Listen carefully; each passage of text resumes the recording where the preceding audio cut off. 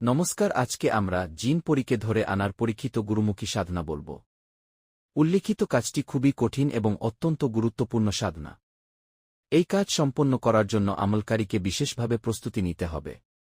এই প্রস্তুতির জন্য প্রথমে টানা ৪০ দিন পর্যন্ত একটি প্রাথমিক আমল করতে হবে। এই আমলে প্রতিদিন নির্দিষ্ট কিছু শব্দ ৩,১২৫ বার করে পাঠ করতে হবে। এতে ৪০ দিনে মোট ১,২৫,০০০ বার পাঠ সম্পন্ন হবে। উচ্চারণের শব্দগুলো হল এক চা মাহচু মাহচাহান ছাড় হসা। এইভাবে ৪০ দিনের আমল শেষ করার পর কোনো জিন বা পরীকে আনার জন্য একটি কিশোর বালককে গোসল করিয়ে পরিষ্কার ও সুন্দর কাপড় পরিয়ে দিতে হবে। এরপর তাকে একটি পবিত্র স্থানে বসাতে হবে। তারপর তার হাতের তালুতে আরবি ভাষায় লিখতে হবে, ইয়া আলী।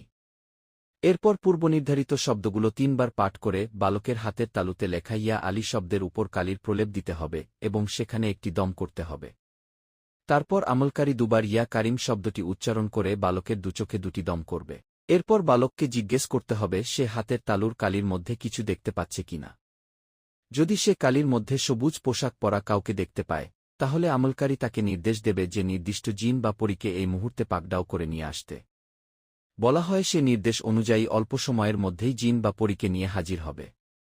এরকম আরও গুরুমুখী তান্ত্রিক সাধনা জানতে আমাকে সাপোর্ট করুন। ইউটিউব থেকে দেখলে সাবস্ক্রাইব করুন।